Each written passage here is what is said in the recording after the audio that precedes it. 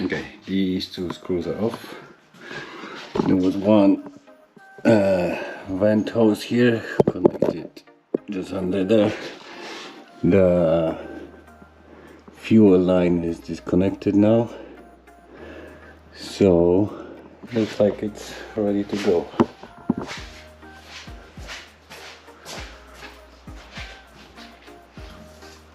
Yep.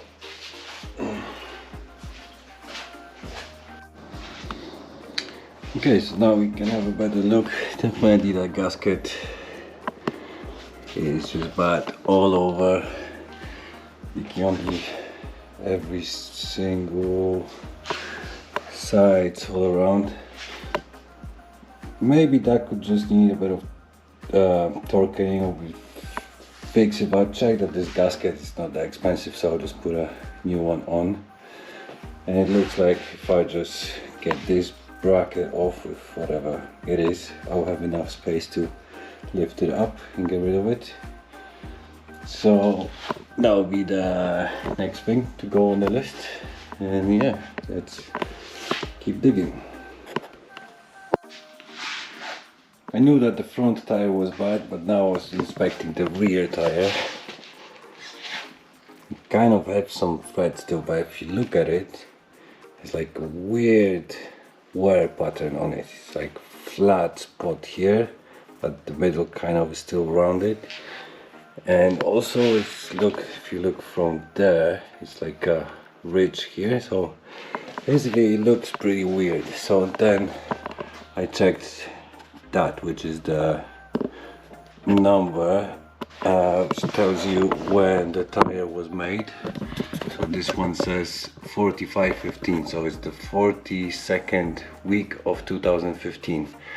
That means that the tire is 10 years old, and usually the lifespan of a tire, if you don't use it before that, usually it's about 5 years. You shouldn't have tires older than 5 years. So another thing to go on the list. And next thing I want to check is that leak around here, which I suspect it will be the seal under the sprocket or the counter shaft seal. So I have a couple of bolts. I always make little cardboard pattern so I know which bolt goes where, so then you don't need to test it, try it and get confused. So let's get it off. Okay, so that's what's under the cover. Cool that it tells me straight away what sprocket size, 18 teeth, 5-to-5 chain. So that's good, because look at the chain. That's one of the worst rings I've seen. So yeah, that has to go. So you shouldn't be changing just the chain, although the sprocket doesn't look horrendous, but since you change the chain, you need to do the whole set. So I'll change the sprocket, so now I know what size is in the front. Then I'll check the rear one. I'll just count the teeth. Well, regarding the leak, yeah, everything looks pretty oily there, but I'll know more when I take the sprocket off. And I hope that's what it is. Also, although that hole here is filled with oil, the bottom bolts, I need to check what that is, what's underneath, because maybe that is the problem where the leak is from, because that is really filled with oil. Alright, let's keep digging. Okay, so I have the sprocket off, and the seal is definitely a bit wet around here, especially when I move it. I don't know if you can see it properly on camera, but you can see how shiny that is with fresh oil coming out, so that shouldn't be happening. And also, if you look at it, on top it sits flush with that housing, and at the bottom it's kind of sticking out a bit. So yeah, definitely that needs to be replaced. I'm just looking inside that hole it's filled with oil, so I'm just wondering if all that oil is coming from here because it's just so much of it, or if that little cover is a problem too. But I need to check what that cover is for, what's underneath. And yeah, I say start.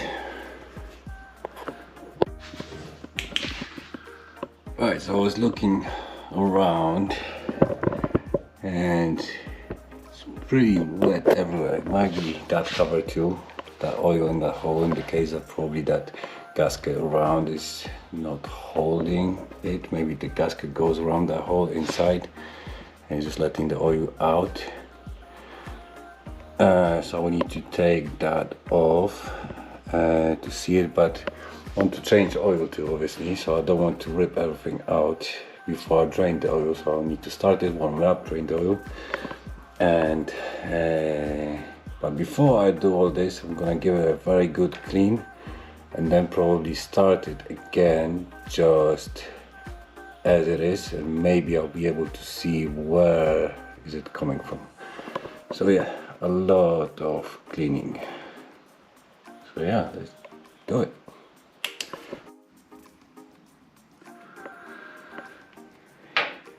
So cleaning will be mainly brake cleaner job, but before I do it, I'm gonna just use a brush. It's like a nylon brush, so it's gentle, and just get rid of the nasty bits that are just coming off even without using anything. So then I can get to the juicy bits and attack them with the brake cleaner. But so far, the first round is just the brush and a bit of probably skinny screwdriver action with some rag, the end of it, not to scratch it, but just inside you can just scrape it out. On the cover like this, when probably when it's clean, it's going to look nice like the engine. There's no point, you know, going with the screwdriver over it. But if you wrap it with a rag, there's no risk of scratching, so you can go into those nasty spots. So yeah, let me do the screwdriver and the brush first, and then I'll tackle with the brake cleaner. The other thing that I like to use for cleaning stuff is kerosene. Just put it in a container, and then you take just normal paintbrush, and yeah, look, that does magic to it too. It's really good. There's also brake cleaner. You know, when you use it, it just disappears very quickly. So that's one thing, and the other thing is that it dries very quickly. So when you put it on, you kind of, now if I put brake cleaner on it, it will just nicely clean it. But now paraffin is good because it just soaks everything nicely and it just stays there. So yeah, you know, top it with paraffin, but look how nicely it cleans it. See, there you go. So yeah, I'll start with that. I'll see you back in 2 hours.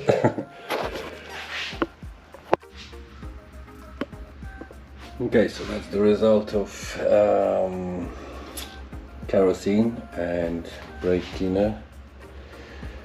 I'm still gonna go all over it with Autosol. That's another like a polishing paste for metal, so that's definitely gonna go there. But for now, this is good because mostly I have this all cleaned up and most of it underneath. So now I'll be able to start it and hopefully see where the oil is coming from. But well, I need to replace that for sure, but I need to check if that one is leaking too. And that one was definitely leaking, so that's definitely that one. That will definitely have to go. So yeah, that's it for now.